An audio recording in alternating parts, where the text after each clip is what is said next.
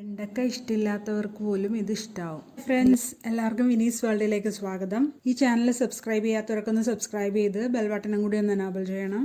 എന്നാൽ മാത്രമേ ഞാനിടുന്ന എല്ലാ വീഡിയോസിൻ്റെയും നോട്ടിഫിക്കേഷൻ നിങ്ങൾക്ക് കറക്റ്റായി ലഭിക്കുകയുള്ളൂ.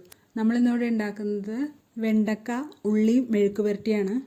അതിനായിട്ട് ഒരു 9 വെണ്ടക്ക ഞാൻ എടുത്തിട്ടുണ്ട്. അത് ഇളം വെണ്ടക്കയാണ്. അതിന് ഒരു 6 8 നിങ്ങൾക്ക് മുറിച്ചെടുക്കാം. നീളത്തിൽ 2 ടേബിൾ സ്പൂൺ എണ്ണ വേണം. നീളത്തിൽ അരിഞ്ഞ സവാള, സ്ലൈസ് ചെയ്ത സവാള, പച്ചമുളക് നെടുകെ മുറിച്ചത്, കറിവേപ്പില, മുളക് പൊടി 1/2 ടീസ്പൂൺ, മഞ്ഞൾപ്പൊടി 1/4 ടീസ്പൂൺ, കുരുമുളക് ചതച്ചത് 1/4 ടീസ്പൂൺ, ഉപ്പ്. ഇത്ര സാധനമാണ് വേണ്ടത്. നമ്മൾ ആ 2 ടേബിൾ സ്പൂൺ എണ്ണ ഒരു ചീനച്ചട്ടിയിലേക്ക് ഒഴിച്ചത് ഒന്ന് ചൂടാക്കുക.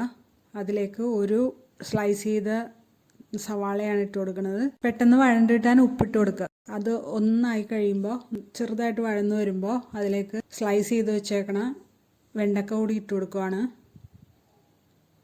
അല്ലെങ്കിൽ അത് ഇങ്ങനെ ഞോളപ്പ് വരണ്ടല്ലോ എന്ന് വിചാരിച്ചാണ്. അതിലേക്ക് നമ്മൾ എടുത്തു വെച്ചേക്കണ വേപ്പില, പച്ചമുളക് എല്ലാം ഇട്ട് കൊടുക്കുകയാണ്. 1/4 സ്പൂൺ കുരുമുളക് ചതച്ചത് വെച്ചിട്ടുണ്ടല്ലോ, അതും കൂടി ഇട്ട് കൊടുത്തു. എടുത്തു വെച്ചേക്കണ 1/2 സ്പൂൺ മുളക് പൊടി ഇട്ടു. 1/4 ടീസ്പൂൺ മഞ്ഞൾപ്പൊടി ഇട്ട് കൊടുത്തിട്ടുണ്ട്. നന്നായിട്ട് ഇളക്കി യോജിപ്പിക്കുകയാണ്. അതൊന്ന് നന്നായിട്ട് ഫ്രൈ ആയിട്ട് വരുമ്പോൾ നമുക്കത് ഉപയോഗിക്കാം. ഇളക്കി കൊടുത്തുകൊണ്ടിരിക്കുക.